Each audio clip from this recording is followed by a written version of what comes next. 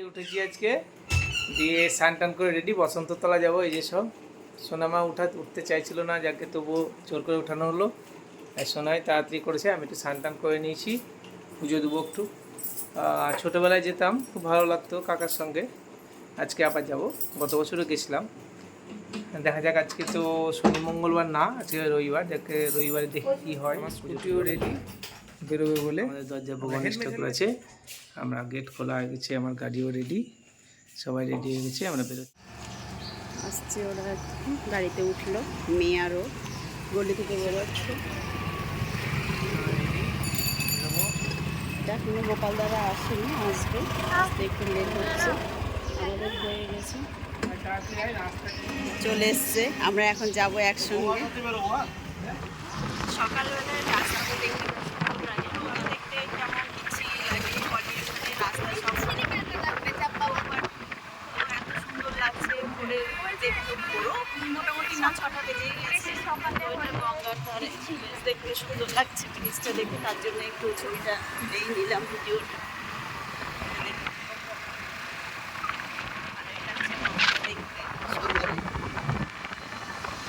ছোটোতলায় চলে এসেছি।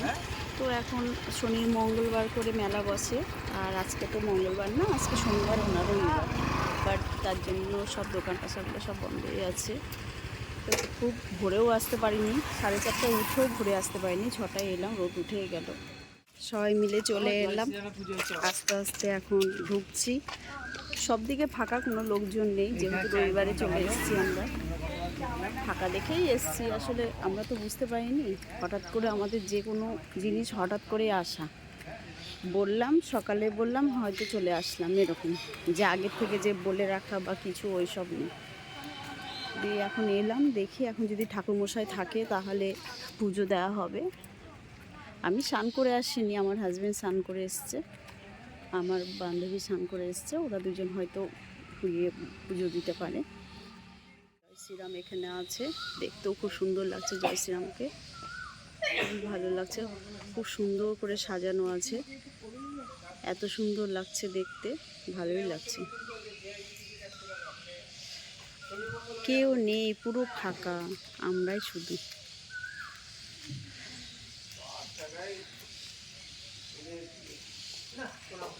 দেখুন, কেউ নেই, কোনো ঠাকুরমশাও নেই, তার জন্য আমরা পুজোটাও দিতে পারলাম না।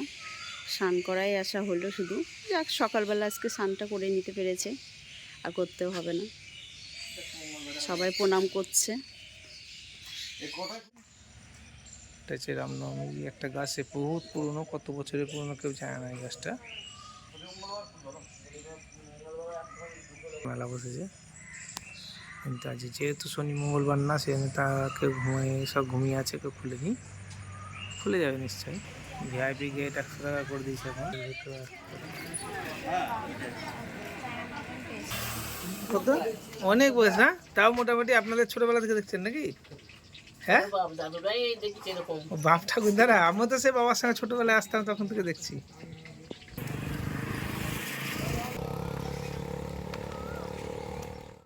বসন্ততলায় গেছিলাম, বসন্ততলায় মন্দির বন্ধ ছিল, তো বাট আমরা কি করবো ভেবে পাচ্ছি না, ঠাকুরমশাই আসলো, যার জন্য কি করবো, তো ওখানে চায়ের দোকান খোলা ছিল, চাটা খেলাম, দিয়ে সবাই মিলে বললাম যে 6:30 বাজছে, তাড়াতাড়ি বাড়ি থেকে কি করবো, তার থেকে চলো গণেশ যাবো। আমরা তো যাইনি, আমরা যাওয়া হয়নি, আমরা কেউই যাইনি।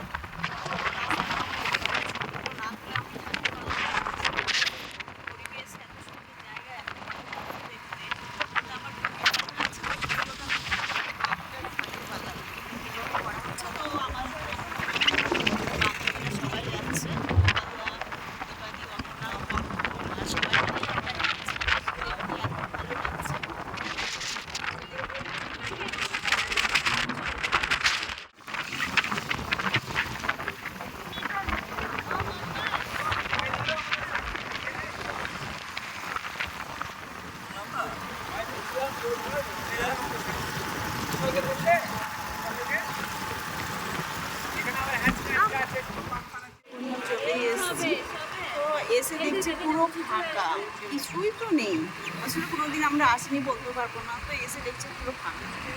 এখন দেখি ভিতরে গিয়ে কি দেখবেন। সুমনের যে সমস্ত মাটি খুঁড়ে বার করা হয়েছে সেই সমস্ত জিনিসগুলাই দেখবো এখন। যে জিনিসগুলো মাটির তল থেকে খুঁড়ে বার করা হয়েছে, এটা বহুত বছর পুরনো কর্ণ সুবর্ণর যে আদি জায়গা। সুবর্ণ দেখতে ঐতিহাসিক জায়গা রাজার, কিন্তু ব্যাপার হচ্ছে যে এখন সব ধ্বংসস্তূপ এখানে। অ্যাকচুয়ালি এটা মাটি খুঁড়ে বার করা হয়েছিল, কিন্তু সেইভাবেই রেখে দিয়েছে, আর কিছু নেই এখানে, সেইভাবেই রেখে দিয়েছে এগুলোকে।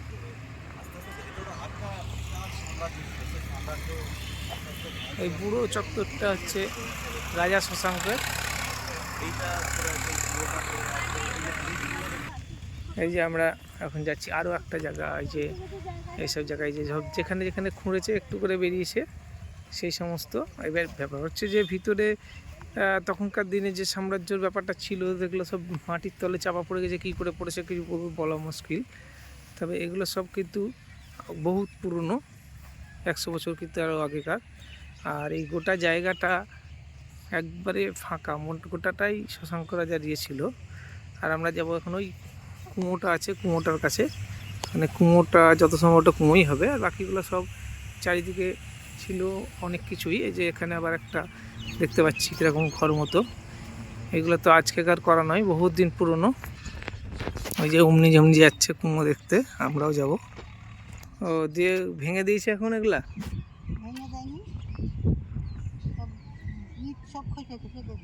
ও ইট সব খসে খসে বেরিয়ে গেছে।